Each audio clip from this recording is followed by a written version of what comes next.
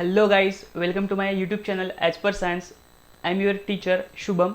So today we are going to learn about Earth's gravitational acceleration. ठीक है, I hope आपने previous video देख लिए हैं बिकॉज ये सारे के सारे लेक्चर्स कंटिन्यूटी में चलेंगे. अगर आप प्रीवियस वीडियोस नहीं देखते हो तो आपको आगे का नहीं समझेगा. सो आई सजेस्ट कि आप पहले पुराने वीडियोस देख लो, फिर ये लेक्चर आप स्टार्ट करो. All right, so today's our topic is Earth's gravitational acceleration. So let's start with our lecture. So, according to the Newton's second law of motion, a force acting on a body results in its acceleration. So, Newton क्या कहते हैं कि अगर कोई भी एक object का अगर मास है और हम उसे अगर फोर्स अप्लाई करते हैं तो वो ऑब्जेक्ट एक्सेलरेट करेगा. राइट, फॉर एग्जांपल देखो, जब भी हम ऐसे रोड पे चलते हैं तो आपको ऐसे कुछ तो एक बॉटल दिख जाता है तो आपके अंदर का रोनाल्डो जग जाता है एंड आप उस बॉटल को किक करते हो. पता नहीं क्यों, बट जस्ट किक करते हो उस बॉटल को. राइट, सो वो बॉटल एक जगह से दूसरी जगह पे मूव होता है, रादर आई कैन से वो एक्सेलरेट होता है. ठीक है, आपने फोर्स लगाया और वो बॉटल का एक्सेलरेशन हो गया. ठीक है, सो फोर्स की वजह से किसी भी ऑब्जेक्ट का एक्सेलरेशन होता है, ऐसा न्यूटन ने कहा था. Right, thus the gravitational force due to the earth on a body results in its acceleration. This is called as acceleration due to gravity. See, आपने फोर्स लगाया था तभी वो बॉटल आगे चली गई, तो अर्थ भी तो ग्रेविटेशनल फोर्स कॉन्स्टेंटली लगा रहा है, तो उस फोर्स के वजह से भी ऑब्जेक्ट्स का एक्सेलरेशन होगा. एंड उस ग्रेविटी की वजह से जो भी एक्सेलरेशन होगा उसे हम कहेंगे एक्सेलरेशन ड्यू टू ग्रेविटी. और ये जो है वो स्मॉल जी से डिनोट करते हैं. इसमें कंफ्यूज नहीं होना है. कैपिटल जी हम यूनिवर्सल ग्रेविटेशनल कांस्टेंट के लिए यूज़ करते हैं एंड स्मॉल जी हम एक्सेलरेशन ड्यू टू ग्रेविटी के लिए यूज़ करते हैं. ऑलराइट, सो आपको याद क्या रखना है कि अर्थ के ग्रेविटेशनल फोर्स की वजह से जो भी एक्सेलरेशन होगा उसे हम कहेंगे acceleration due to gravity. Right, so हम थोड़ा सा अभी ये जो हमने लिखा है अगेन वो हम मैथमेटिकल टर्म में देखते हैं. Right, and one more thing, ये जो न्यूटन का सेकेंड लॉ है, अगर हम उसका इक्वेशन देखते हैं तो देखो ये एक वेरी बेसिक फॉर्मूला है जो आपको याद रखना है, that F is equals to ma. Force is equals to what, mass into acceleration. So ये एक वेरी वेरी बेसिक फॉर्मूला है जो आपको याद रखना है. राइट, सो चलो अभी ये जो एक्सेलरेशन ड्यू टू ग्रेविटी है उसका हम मैथमेटिकल फॉर्मूला देखते हैं कि क्या होता है. ओके,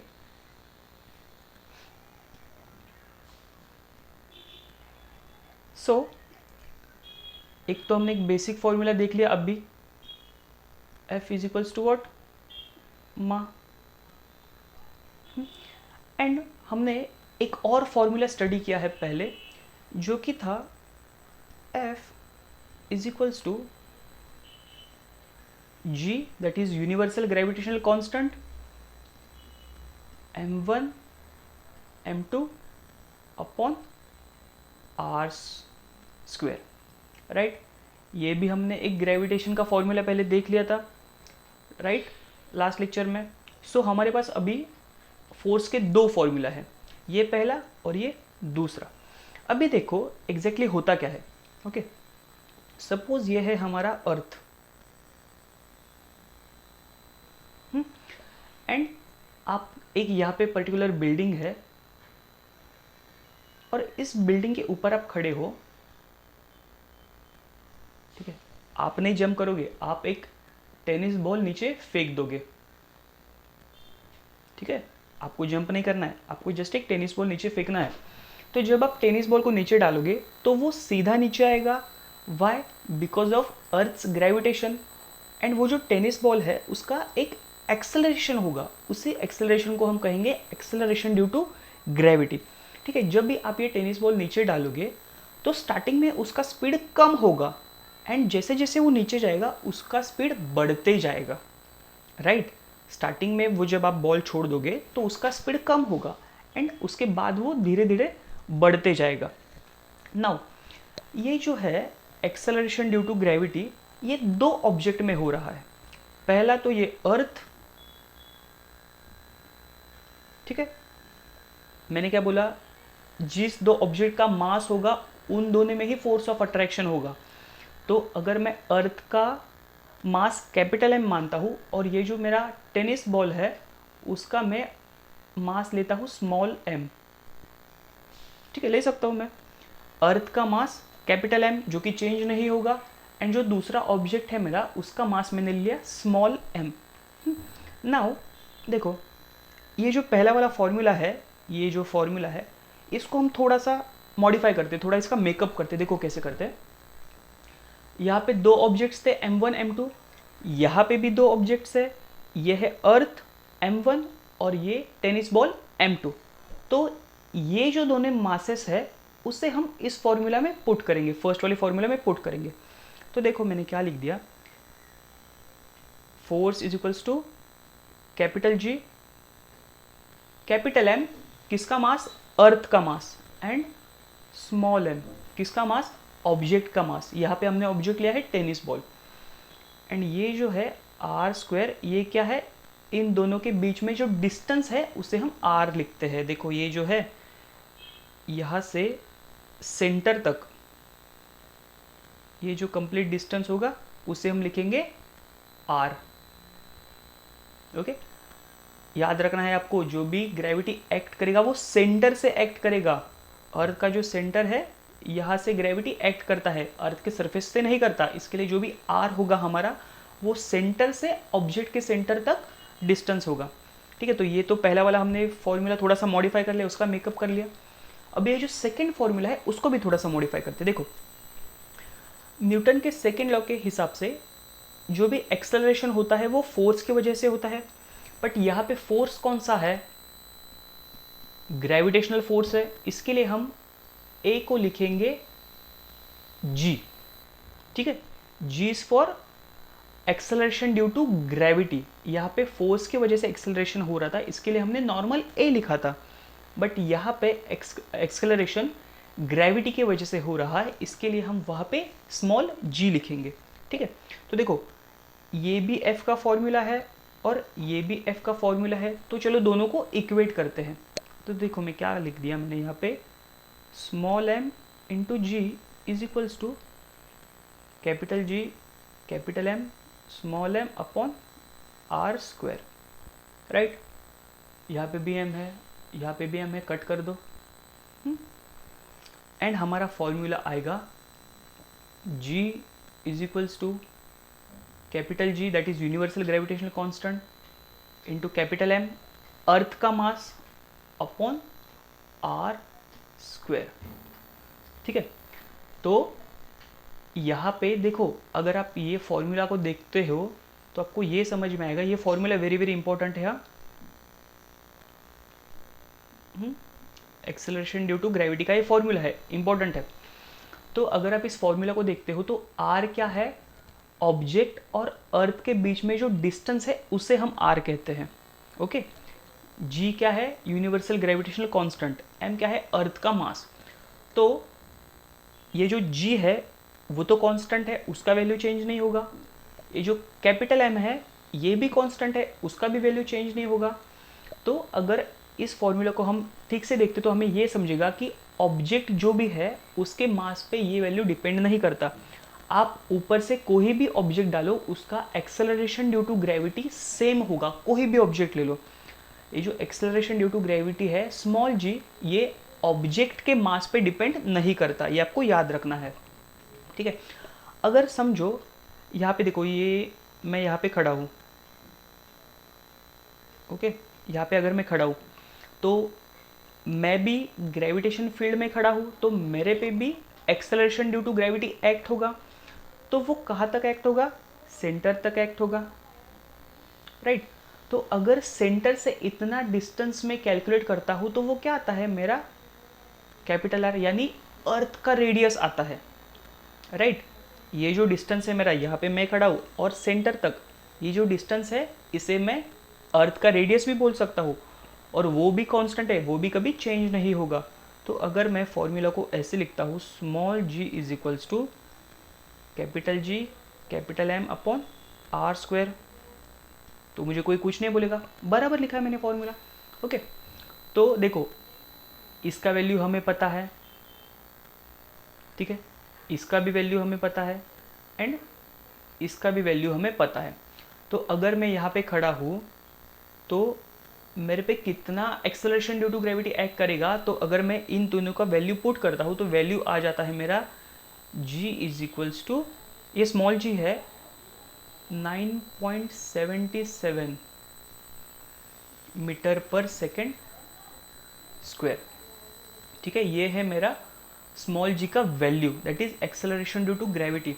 देखो आपको याद रखना है कैपिटल G जो था वो यूनिवर्सल ग्रेविटेशनल कांस्टेंट था और उसका यूनिट था न्यूटन मीटर स्क्वायर पर केजी स्क्वायर।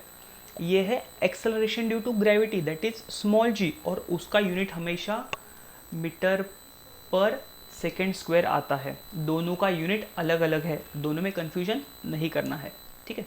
अभी चलो हम थोड़ा नेक्स्ट जाते हैं। Variation in value of g। सबसे पहला फॉर्मूला क्या है हमारा, small g is equals to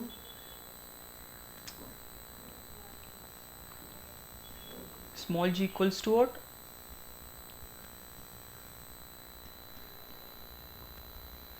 capital G capital M upon are square.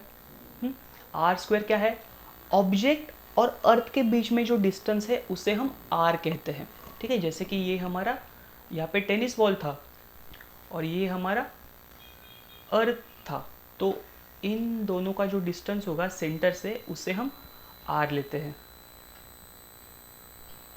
Right. सो याद करो फर्स्ट लेक्चर हमने प्रोपोर्शनलिटी का कॉन्सेप्ट स्टडी किया था। तो देखो ये जो स्मॉल g है और कैपिटल G या फिर हम कैपिटल M, ये दोनों इसके डायरेक्टली प्रोपोर्शनल में है बिकॉज दोनों सामने सामने हैं। एंड वही जो आर स्क्वायर है वो अपॉन में है, इसके लिए कैपिटल G और आर स्क्वायर दोनों इनवर्सली प्रोपोर्शनल है, राइट। याद आया फर्स्ट वाला कॉन्सेप्ट, अगर सामने सामने रहेंगे तो डायरेक्टली प्रोपोर्शनल एंड अगर अपॉन में रहेंगे तो इनवर्सली प्रोपोर्शनल। तो अगर मैं ऐसे भी कह सकता हूँ, अगर R का वैल्यू बढ़ता है तो G का वैल्यू कम होगा, Y इनवर्सली प्रोपोर्शनल। अगर मैं M का वैल्यू बढ़ाता हूँ तो G का वैल्यू बढ़ेगा, Y डायरेक्टली प्रोपोर्शनल। अगर M का वैल्यू कम होता है G का वैल्यू भी कम होगा, directly proportional. And the same if I decrease the value of R, the value of G will increase, ठीक है। डायरेक्टली प्रोपोर्शनल दोनों बढ़ेगा दोनों कम होगा, इनवर्सली प्रोपोर्शनल एक बढ़ेगा एक कम होगा, ठीक है। ये आपको याद रखना है। तो चलो हम अभी आ जाते हैं next. Now first point is change along the surface of the अर्थ।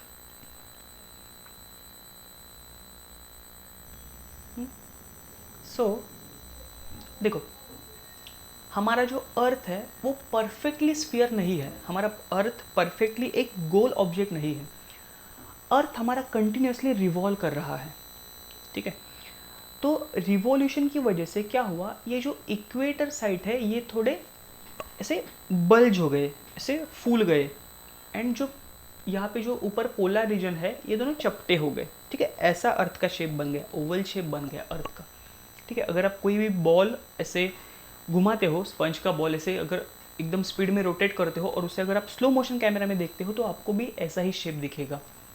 तो अर्थ भी हमारा कब से रोटेट कर रहा है, इसके वजह से उसका शेप ऐसे बन गया है, ओके। तो मैं आपके रेफरेंस के लिए यहाँ पे फॉर्मूला लिख देता हूँ, आपको पता होना चाहिए फॉर्मूला, दैट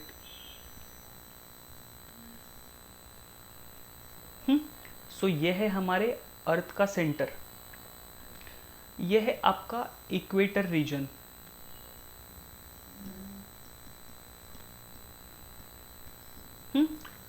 ये है आपका पोलर रीजन, नॉर्थ पोल ले सकते हो आप, नीचे साउथ पोल, सो कोई भी एक पोलर रीजन आप ले लो।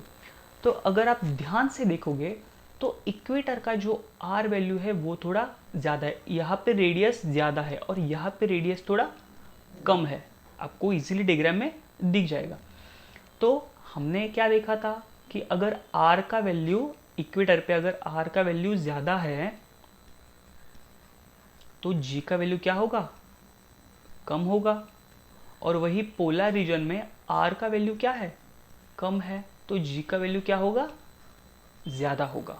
ठीक है। सो कंप्लीट अर्थ पे acceleration due to gravity same नहीं होता, वो पोलर रीजन में ज़्यादा होता है एंड इक्वेटर रीजन में कम होता है।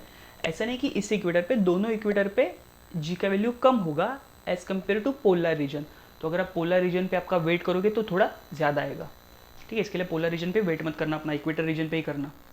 Alright, so this is the change along the surface of the earth. Complete surface पे आपका acceleration due to gravity same नहीं होगा, इक्वेटर पे कम होगा, पोलर रीजन पे वो ज़्यादा होगा। क्यों? बिकॉज दोनों इन्वर्सली प्रोपोर्शनल है। कौन? एक्सेलरेशन ड्यू टू ग्रेविटी और हमारा रेडियस। ठीक है, दोनों इन्वर्सली प्रोपोर्शनल है, तो आपको ये याद रखना है। ये था सबसे पहला पॉइंट। नेक्स्ट चलते हैं चेंज विथ हाइट। ठीक है, सपोज ये भी आपको पहले से ही पता होगा, आप तो भी एक्सपर्ट हो चुके हो। ये है आपका अर्थ। तो अर्थ पे हमने कैलकुलेट किया था कि जो भी एक्सेलरेशन ड्यू टू ग्रेविटी था सरफेस पे, देखो सरफेस पे जो आपका यहाँ तक जो डिस्टेंस होगा वो तो ऑलमोस्ट अर्थ के रेडियस जितना ही होगा, इसके ऊपर तो कोई नहीं होगा। इसके लिए हम आर का वैल्यू हम 0 लिख सकते हैं, राइट। मतलब हम यहाँ से कैलकुलेट कर रहे हैं अर्थ के सरफेस के ऊपर से, बिकॉज आर उसके ऊपर ही होता है, इसके पहले तो कैपिटल आर होता है।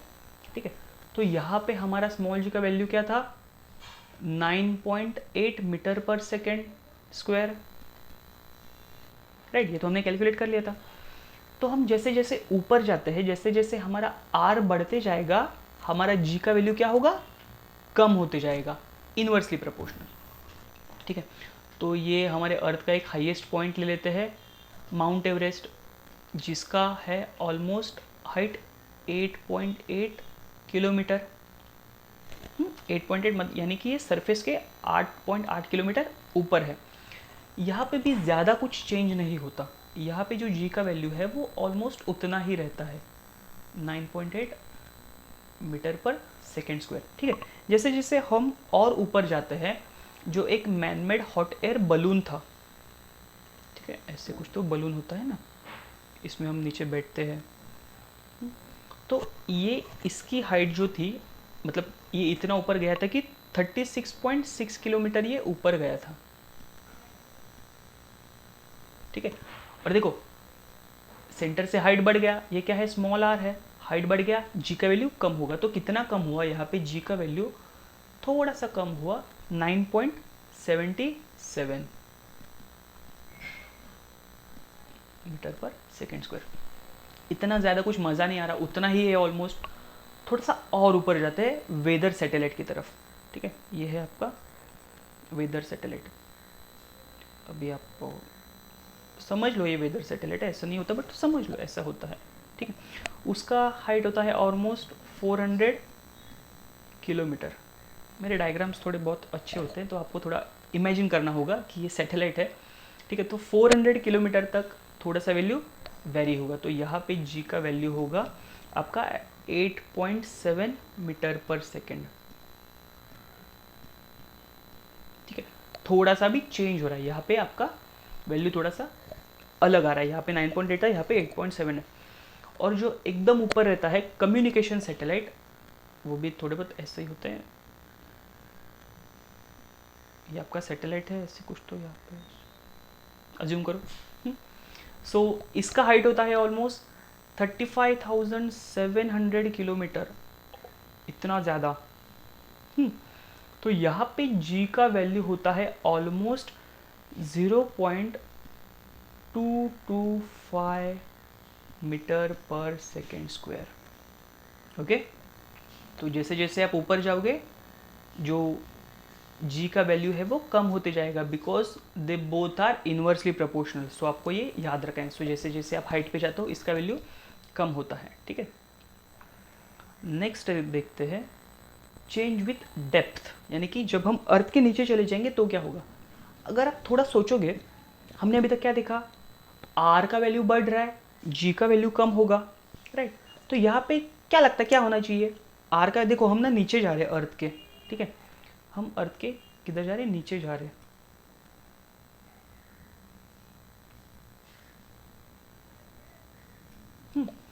सो अगर हम नीचे जा रहे हैं यानी आर का वैल्यू कम होगा और हमारा जी का वैल्यू बढ़ना चाहिए, बट ऐसा नहीं होता। ये थोड़ा ट्रिकी कंसेप्ट है, ध्यान देना। देखो क्या हो रहा है, ये है हमारा अर्थ, राइट। आप यहाँ पे खड़े हो, देखो आप यहाँ पे खड़े हो और आप पे अप्रोक्सीमेट वैल्यू क्या है, 9.8 मीटर पर सेकेंड स्क्वायर। और फॉर्मूला फिर से एक बार मैं यहाँ पे फॉर्मूला लिख देता हूँ आपके रेफरेंस के लिए। Small ji is equals to capital G capital M upon are square, ठीक है। तो अभी आपको क्या जाना है, नीचे नीचे जाना है, आर का वैल्यू कम होगा। बट अभी समझो ये एक नॉर्मल अर्थ है, बट समझो अगर मैंने और थोड़ा नीचे चला गया यानी अर्थ का जो साइज़ है वो भी कम होगा, तो मैं इससे थोड़ा सा छोटा अर्थ ड्रॉ करता हूँ, राइट। आपने क्या किया, अर्थ का थोड़ा साइज कम किया। तो अभी आप देखो ये सेंटर है, तो पहले आपका इतना हाइट था, अभी ये थोड़ा सा कम हो गया, ये सिर्फ इतना ही है, ठीक है। तो अभी यहाँ पे आप खड़े हो, माना कि आर कम हो गया, बट अगर आप ये देखोगे कि जी सिर्फ आर के प्रपोर्शन में नहीं है, जी एम के लिए भी डायरेक्टली प्रोपोर्शनल है। तो ये जो अर्थ था समझो इसका अगर वेट 100 kg था, तो अगर आपने ऊपर का अर्थ का कवर निकाल दिया, एक ऊपर का इतना सा कवर अगर आपने निकाल दिया, तो अर्थ आपका छोटा हो गया, तो अर्थ का मास भी कम हो गया, राइट। तो समझो अगर ये पहले 100 kg का अर्थ था, यहाँ पे 80 kg का अर्थ बच गया। तो अगर आपका मास कम हो गया तो आपका जी भी क्या होगा, कम होगा, राइट। सो यहाँ पे बढ़ने के बजाय जी कम होगा। जब आप नीचे नीचे चले जाओगे तो जी और कम होने लगेगा, ठीक है। हमने और थोड़े अंदर चले गए, तो देखो और थोड़ा छोटा सा अर्थ ले लिया हमने, यहाँ से डिस्टेंस और कम हो गया, तो जी का मास भी कम हो गया, और जैसे जी का मास भी कम होगा जी का वैल्यू भी कम हो जाएगा, बिकॉज दोनों डायरेक्टली प्रोपोर्शनल में है। और अगर आपने एकदम छोटा ले लिया, एकदम छोटा, आप पूरा सेंटर के बाद चले जाओगे तो जी का वैल्यू ऑलमोस्ट हो जाएगा 0, ठीक है। So acceleration due to gravity ज़्यादा करके मास पे ही डिपेंड होता है, ठीक है। इसके लिए जैसे जैसे आप अर्थ का साइज छोटा छोटा करोगे, आप नीचे नीचे चले जाओगे, तो आपका जो एक्सेलरेशन ड्यू टू ग्रेविटी है वो भी कम होगा, बढ़ेगा नहीं, वो होगा कम, ठीक है। बिकॉज अर्थ का जो मास है वो भी कम हो रहा है, ठीक है। सो ये 3 हमने कंडीशन स्टडी किए। Change with along the surface of the earth, equator पे क्या होगा, पोलर रीजन में क्या होगा। नेक्स्ट हमने स्टडी किया चेंज विथ हाइट, अगर हम जैसे जैसे ऊपर जाते तो क्या होगा। एंड नेक्स्ट हमने स्टडी किया चेंज विथ डेप्थ, जैसे जैसे हम नीचे जाते तो क्या होता है, ठीक है। सो आई होप आपको ये जो आज का लेक्चर है वो समझ में आया होगा, ठीक है। So will stop here. अगर आपको कुछ भी इस लेक्चर में डाउट होता है तो आप मुझे कमेंट बॉक्स में पूछ सकते हो। And good bye and take care.